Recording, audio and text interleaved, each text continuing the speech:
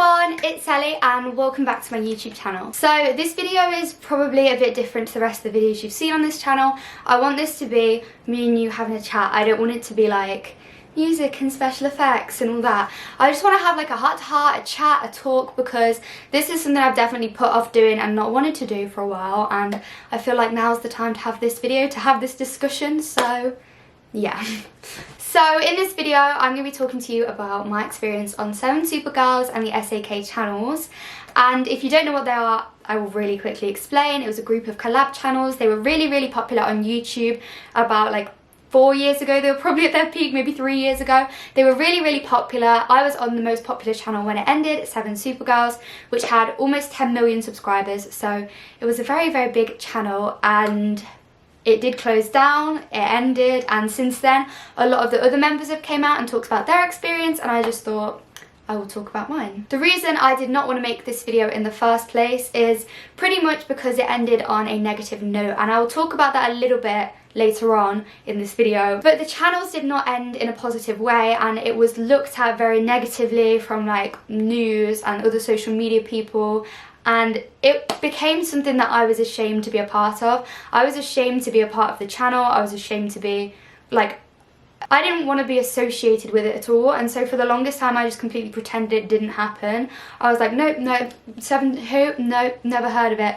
Like, I would constantly get messages asking and I would just ignore them. And as I have grown and I have felt more comfortable and felt more comfortable online, in my online presence, felt more comfortable with you guys, I've kind of learned that everything that happened on that channel wasn't my fault. It was none of the girls' fault, it was none of the parents' faults. None of us are anything to blame with how the channel was run or anything like that. We couldn't have done anything. We were completely not to blame, or not to like, we were not at fault in any way. That kind of took a while to come to terms with, just because it felt like something that I should be ashamed of being a part of, when really for the most part being on the channels was very positive and like one of the best things in my life that's ever happened. And I've kind of finally learned that I should take it for what it was, in the happiness, and try and move on from the parts that weren't so good. So it's been 2 years since the channel closed, and I just thought if I don't make this video now, I'm never gonna make it. So I just thought I will make it now, and then it's kind of like behind me.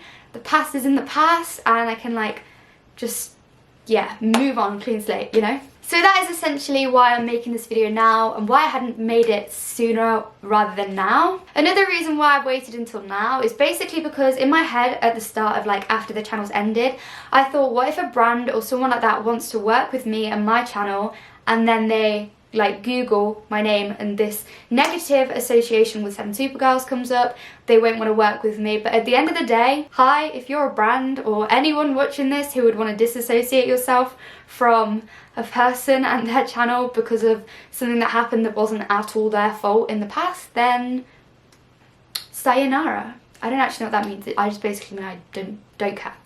Like, if that's what you believe, I don't believe in you. End of story. So if you never watched me on the channels, I'm quickly going to tell you like what channels I was on and stuff like that. I auditioned to be a part of the channels in May 2014, and I was 12 when I auditioned. So then I got onto the channels, and I was on the channel called Seven Twinkling Tweens. And I got onto that channel when I was 12, but it was like June or maybe like July, like start of July, and I turned 13 in the end of September. And so that channel you could only be on until you're 13. So then I moved to SevenPerfectangels when I just turned 13 in like October 2014. I was on that channel for about a year, and then just before my 14th birthday I moved to Sevenperfectangels, which was my favourite channel I was on.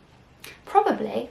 I actually changed my mind quite a lot on that, but it was one of my faves. I was on that channel for about a year, and then finally I was on 7Supergirls for 2 years.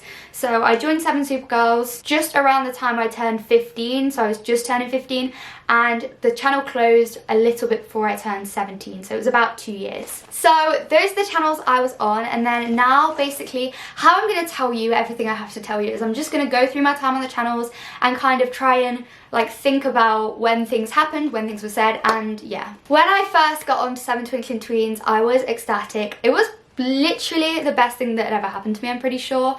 I was so excited, and I cannot in any way put a down on that experience because my life changed in an instant. All of a sudden I felt on top of the world, and like I've always, my whole life, wanted to be a YouTuber. Ever since I knew YouTube was a thing, I was like, I want to be one of those people, like, always.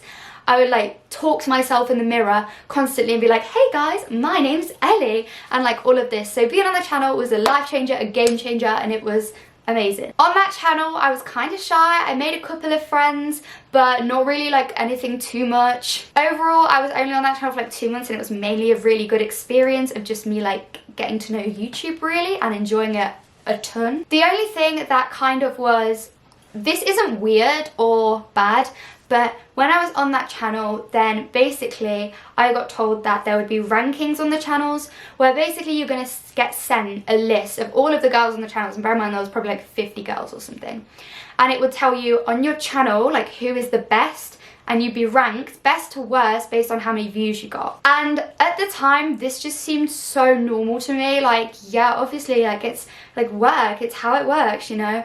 But looking back, this was so toxic, like really toxic. Bearing in mind some of the girls on the channel were as young as like 10 years old, maybe even 9, and they were being told like, you're number 5, sort yourself out, or like you're number 6, you need to work your way back up the channel.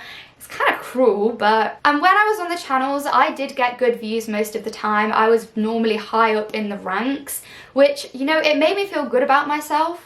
But then obviously I would go down a bit and be like, oh, I need to work my way back up. And that kind of stress on a 12-year-old is kind of stressful, but I was definitely not in the worst situation compared to people who also put their heart and soul into their videos and were not as high up. I do feel bad for them now. At the time, I probably didn't really realise like they must be so upset. I just thought like we got our rankings. So then when I was on SevenFantastic when I was 13, I learned a few more things which were kind of like unique to SSG. Like as a YouTube experience, I feel like everyone is somewhat similar, but SSG was very much different. However, because we were all on that channel, we didn't know that that was kind of different to everything else. So the first thing is actually about making money on YouTube and making money on 7Supergirls. So when I was on that channel, I wasn't making very much money. Like I was making a bit of money, so I felt really cool as a 13-year-old because I was still getting paid once a month, and that was like, OMG, that's crazy. But I wasn't making that much, and I knew that other girls were making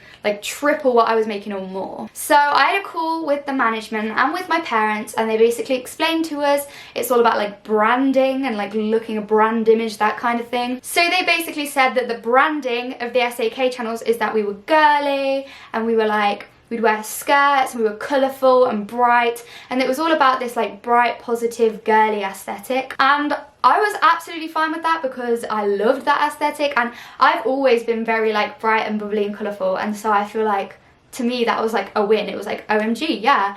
And they basically said if we followed the rules, like as in wearing cute girly clothing, wearing like no brands, and just basic rules like that, then we would get paid more. And I was like, okay, well, that's absolutely fine by me because I want to dress like that, like that's fun. It wasn't really what was like trendy, which I didn't really care about because at the end of the day, I was having fun and I didn't really care that much. Like if someone from my school was gonna be like, you're not trendy, I don't really care. I wear it anyway. But that was kind of like the first introduction to like the strict rules of the SAK channels, for me at least. The second thing is the committee. And okay, so basically there was a weekly call and you could apply to be a committee member, and that basically meant you were like a part of making decisions for the channel. It kind of meant like being like on the school council, but for the SAK channels. There was a parents committee and a child's committee, and I was on the like child's or like members committee, that's what it was called, as well as some other girls. And basically we would have a call once a week, which was all fine and dandy, apart from that it was 11 o'clock in the evening for me, time zones. But basically we would have this call and there would be like an itinerary list, kind of. Itinerary, is that what it's called? And basically whoever's turn it was to read out the list would read it out and would read through the channels and be like, it would be like 7 awesome kids, and it would say the names of people. I'm not going to name people because I don't want to like say it and it be a false example, but like it would be like, Bob missed a video this week because Bob was busy with schoolwork. This is Bob's 3rd missed video. And then everyone would be like, 3rd missed video? That's not good. Like, what are we going to do about Bob? Like, is Bob allowed to stay on the channel? And I don't know, I feel like those calls were very dominated by the parents more so than the children. Because we all wanted our friends that were on the channel, so we would all be like, oh, I know she missed 4 videos, but I think it's okay. Or like, I know she's not posted in 2 months, but she should stay on. But I just thought I would mention that and that was a thing that happened. And the reason why I wanted to talk about this is because I have seen other people do videos where they're like, they mentioned that they heard there was a committee and never knew anything about it, like who was on it when they or their parents were on it, which is like, I don't want to spread false information and I don't want other people to, but at the same time, like, I don't want to come at other people and be like, whoa, that's false, because I mean, they can spread false information if they want. I don't really know.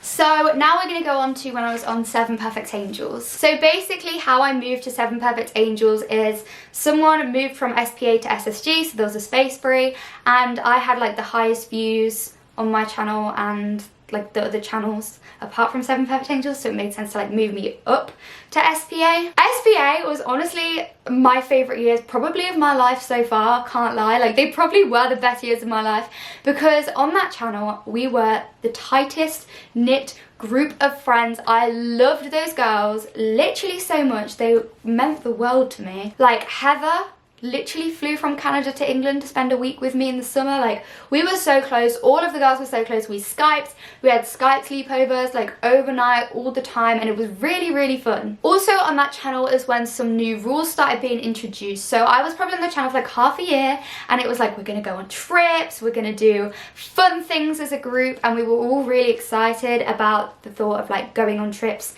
and meeting up in America together. First, I'll just talk quickly about the first trip we went on. It was a SevenSuperGirls meet and greet, and Seven Perfect Angels flew out to go to the meet and greet, as we were like invited to go to the meet and greet, but we weren't filming any videos on those trips or anything like that. And normally when you are on like a sponsored trip, then all of your stuff is paid for, your flights, your hotel and everything. But we didn't have that. We had flown there ourselves, paid for our flights, paid for our hotels, everything like that, and we'd met up there. So we met at the hotel. It was all fun and like best moments of my life, meeting those girls in real life.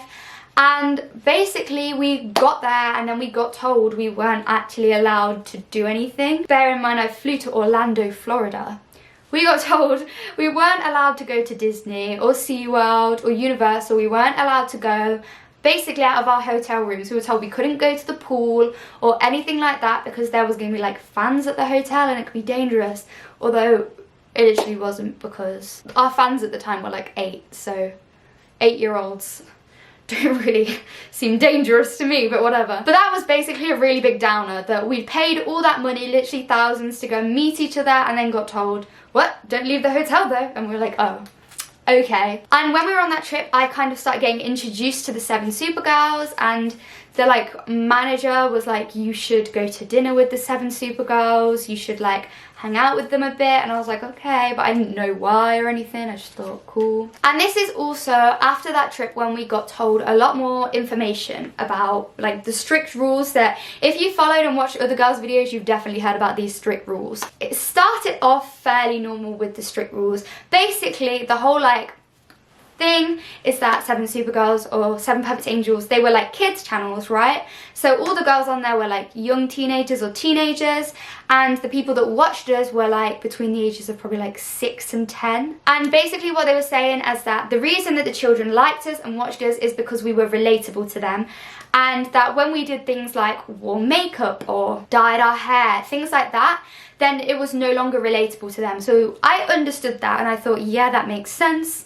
Fair enough, like they want to relate to us, I understand that. Like, I did media, I know the like uses and gratifications theory or something like that, and I know that that is a thing. But between finishing that SPA trip and before me joining SevenSuperGirls, the rules started to get a little bit more stricter and faster. So for starters, we started off by wearing things like a coloured skirt and a cami top, and these kind of outfits were like seen as more teen, and we were getting encouraged to wear outfits that were a lot more childish, that were like very sparkly or had like emojis, unicorns, things like that on it, which aren't necessarily embarrassing clothes, and I would have loved to wear those maybe when I was in year 7 or maybe year 8 for a push. But at this point I was like year 10, and I was kind of, no, I wasn't year 10, I was year 9, and it was kind of starting to get a bit like, people at school were like, why are you dressing like that online, you know, like it's weird. And the rules also were getting stricter, so it was like you couldn't post anything wearing makeup on Instagram, which as someone who's like 14, that is a little bit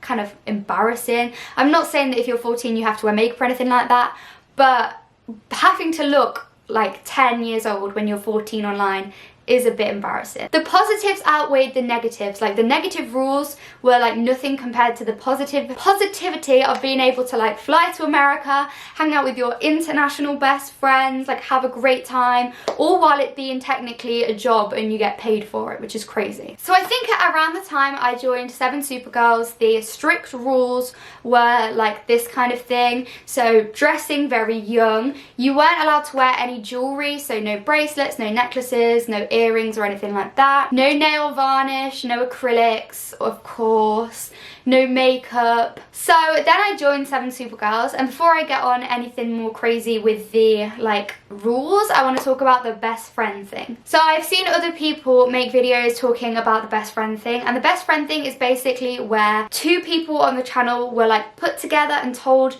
you guys need to look like best friends on camera, on Instagram, on everything like that, and you need to do that because then like brands will want to work with you because they'll be like, oh, we want to work with the best friends. Again, I'm not 100% sure why and how this worked, but I kind of rolled with it at the time. And there was already a like best friend duo when I joined the channel. So there was one best friend duo and I got told, we want to make you another best friend duo with Mimi, and I was like, okay, cool, because I'd met Mimi and she was really, really nice to me on the first trip when I had no friends and I like was told to hang out with 7Supergirls for a day, and I was like, I don't really know anyone. She was really nice to me and she like talked to me and like asked me how I was, and like, you know, basic chit chat, but I was like, she's a really nice girl. Of course, I'd love to like be stage best friends with her. I know when I say stage best friends, a lot of people will be like, oh my god, fake friendship, it wasn't real.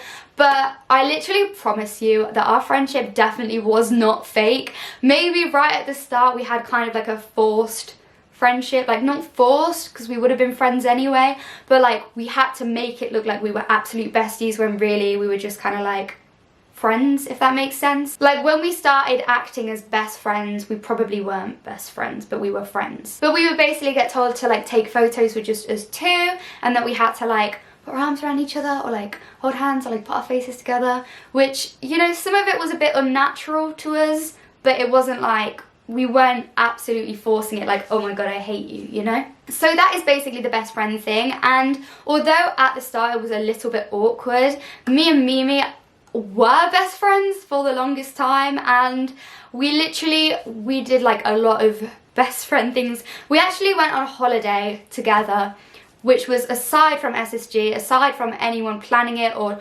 encouraging us to be best friends, our families went on holiday together and we had like the best holiday. It was so fun, and that was like friendship. It was real and it wasn't forced and all of that. The only really big downers with the whole best friend thing is that I wasn't allowed to post any more of my photos with Heather or with any of the other Sevenperfectangels. So I wasn't allowed to post anything with like Holly or I don't know, Avery or anyone like that, because it had to be all Mimi. And I think, to be honest, like other members probably did get annoyed at this and probably were kind of, I don't want to say like annoyed at us, but they probably were like, why would you agree to doing that?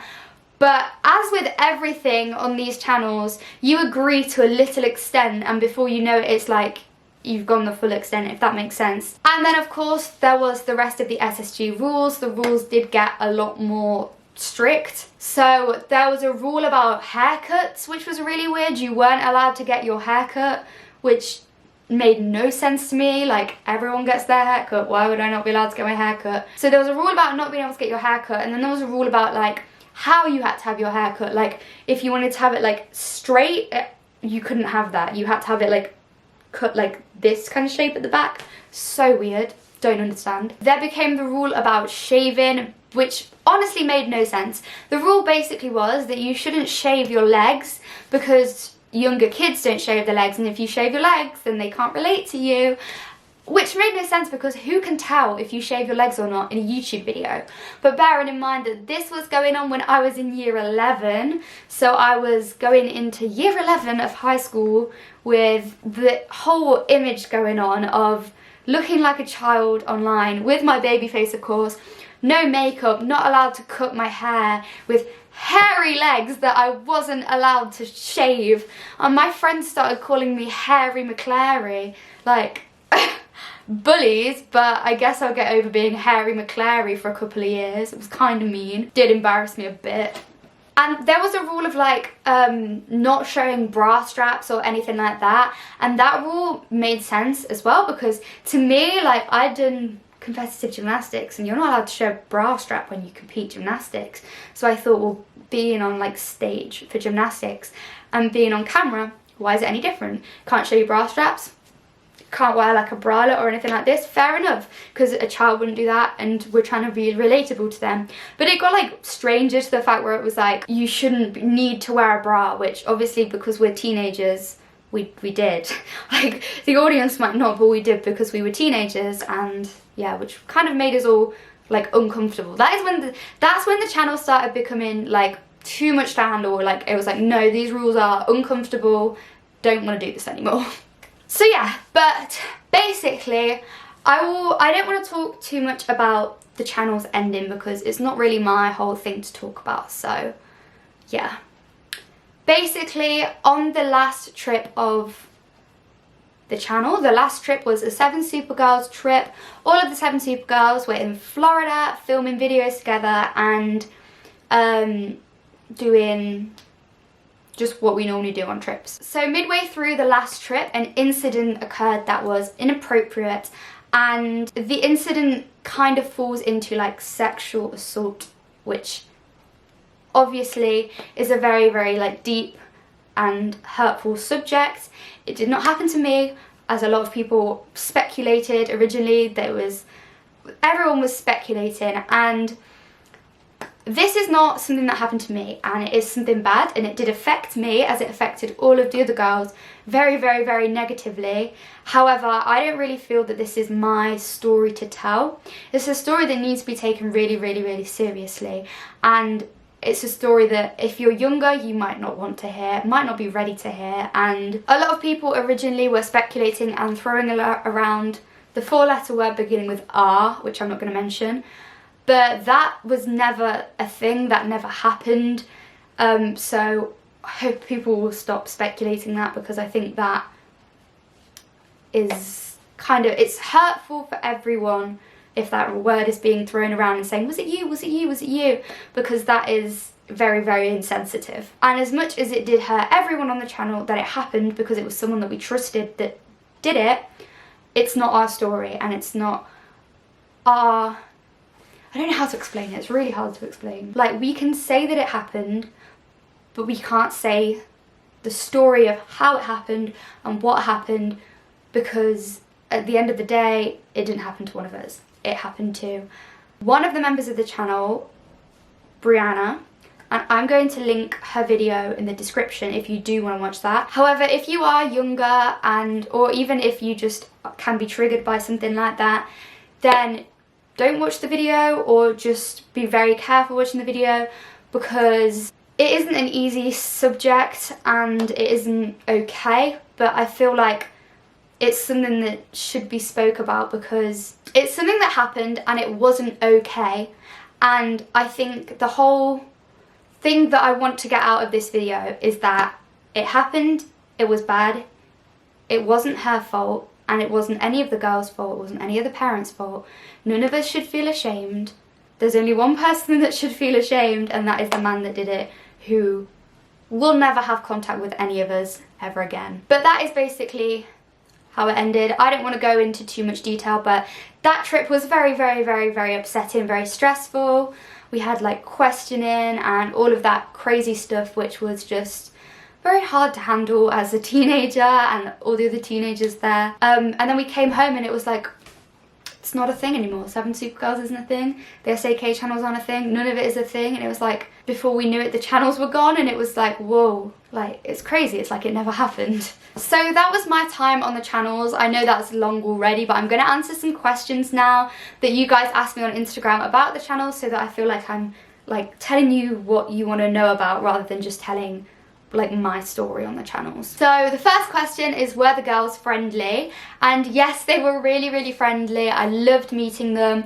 There was probably a little bit of like competitiveness, and there definitely was some very competitive people on the channels, including myself sometimes, and people were sometimes a little bit like salty, Is that the right word? Or a little bit like sassy because they were like, we're doing better than you, no, you're doing better than me.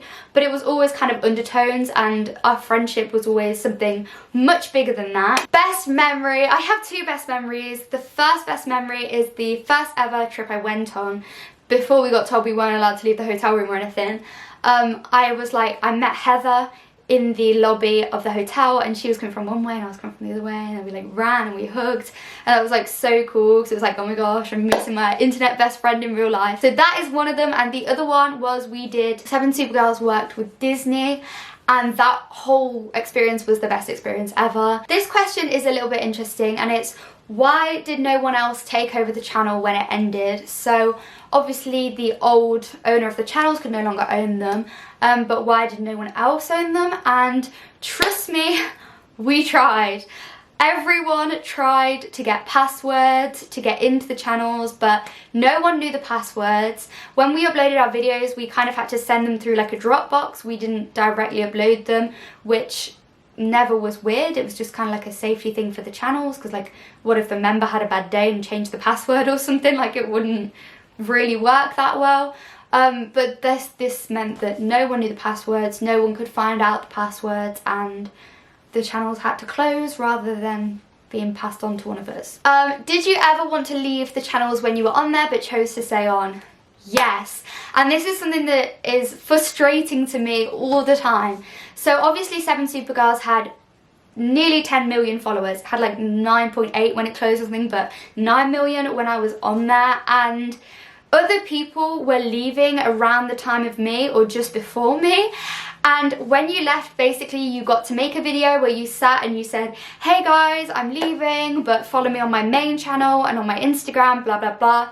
But when you were on the channel, it was a strict rule, you weren't allowed to promote your Instagram or YouTube because it was unfair. So you were only allowed to promote your channel when you made your goodbye video. And so people would make their goodbye videos, and then a ton of followers from SSG would go and follow them, and they would go from like, I don't know, like 50,000 to like 400 or 500,000 followers just from their goodbye video. But I never got the chance to make one, and it crushes me because this essentially meant that I had to like not start from scratch, because there were people that already knew me, but I had to try and find those people, find the viewers, and try and build my channel up without the head start that the people got, which really upset me.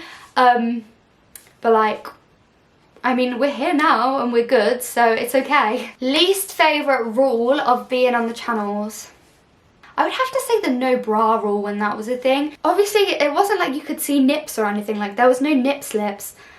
But it made me really like self-conscious. As a teenager, when you like develop, you know, you want to be proud, you want to be like, I've got boobies. But instead I was like, I've got boobies, and they're just kind of there. It's definitely harmful to your like self-image when you're like 14, maybe 15, and you've just gone through puberty, and then someone's like, look like a child, stop having boobs, and you're like, oh, what do you want me to do about it? Like, that's definitely a little bit harmful to hear, but we move. How do you feel about people asking you a lot what happened? This is literally my most asked question, and one of the main reasons why I decided to do this video. What happened to SevenSuperGirls? What happened to the SAC channels? Why did they close? Why did they end? Why did you stop making videos? I understand why people ask the question. I understand why people want to know. I would want to know. But it does get really emotionally exhausting having to hear it all the time. Because I don't want to explain it all the time. Because at the end of the day, it's not something I want to talk about all the time. And I'm really proud of where I am now with my channel and my TikTok and everything like that. And sometimes I just want to be Ellie Louise, not Ellie from SevenSuperGirls, and it's kind of hard when a lot of people still know you for that. The final question is, did it affect my school life and how my school life kind of worked around it? My school was not particularly supportive, period. I keep saying that. My school eventually gave me time off to go on the trips. They would like sign to say, yeah, she has a valid reason to not be in school for this week. But at the same time, like, they weren't really that supportive. Most teachers just made me feel quite uncomfortable about it, and they made me feel like embarrassed, so it wasn't great. One teacher told me that I should just delete my YouTube channel. She was like, you're gonna die because it's really bad and you're gonna get like, I don't know, abducted or something. She was like, you can't put your face on the internet, that's how children get kidnapped. Alright, calm down. She probably had her heart in the right place. She was just a really mean teacher. She was actually really mean. Least favourite teacher. Sorry, if you're watching this, you know who you are. Imagine. But yeah, most teachers just made me feel kind of weird about it. A lot of teachers asked me how much money I made. Apparently it was a discussion in the staff room, which makes me super uncomfortable. Like, we had a supply teacher and he came over and was like, oh, you're a YouTube girl? And I'm like, I guess. He's like, oh, all the teachers were talking about you in the staff room and like discussing how much money they think you make. So like, how much do you make? And I was just like, that's so inappropriate to ask a student. Didn't answer. I don't think. Maybe I did. I don't know. I was a weird little 15-year-old. Probably answered. No, but yeah, my school was not really that helpful. But they tried, I guess. No, they didn't try. They let me have time off school. I guess that's it. Like, I don't know. They just made me so uncomfortable. My teachers at college were probably nicer about YouTube. But then again, I wasn't on SevenSuperGirls in college. I was just doing my own channel. But they were much nicer. Anyway guys, I think that was this video. I don't know how I feel about this video. I don't know if I'll even upload it because I feel really weird about it. I just wanted to do this video now because if I don't now, I'll never do it, you know? Yeah. Subscribe to my channel. Help me get 10 million. Just kidding. But yeah, I feel like it's like wrong of me right now if I'm like, thumbs up, subscribe, like, blah, blah, blah, because I have talked about serious issues in this video. I don't feel like it's appropriate for me to just be like, and thanks for watching. Like, yeah, that doesn't feel right now. I hope you understand more from this video, and I really didn't go into detail about quite a lot of things in this video because I know that some of my viewers are younger, some of you guys might be more sensitive to things like this, and some of you might feel triggered by certain things, and that's the last thing I want. If you do have a question and you would like more of an answer, feel free to DM me on my Instagram. My Instagram is els.exo. It's linked in the description box down with my other social medias, but you can send me a direct message on there and I will happily talk to you about anything I've mentioned in this video, or, you know, like, I will chat to you guys about it. But after that, I do want to leave this in the past. I want it to be something I look back on and be proud of being a part of the channel, because for the most part it was successful, it was good friends, it was good memories. There just is a bad tinge on it, and I'm just trying to, I know I can't forget about that, it's something that needs to be recognised, but I just want to not be ashamed of SevenSuperGirls. But yeah, thank you guys for listening to my TED Talk, and I will see you in my next video on Sunday probably, which will be a normal video, happy vibes, positivity, flowers and sunshines, rather than this, which was kind of a mix of everything. A bundle mix of emotional mess. But yeah, 2 years since the channel closed, so happy 2-year anniversary of me posting on this channel, I guess. That's a positive way to look at it. I love you guys, and thank you for watching, and I hope you guys understand. Feel free to DM me. I feel like I've already said everything, but yeah, I think the only thing I've got left to say is that I love you a Lottie, and I'll see you in my next video. Bye guys!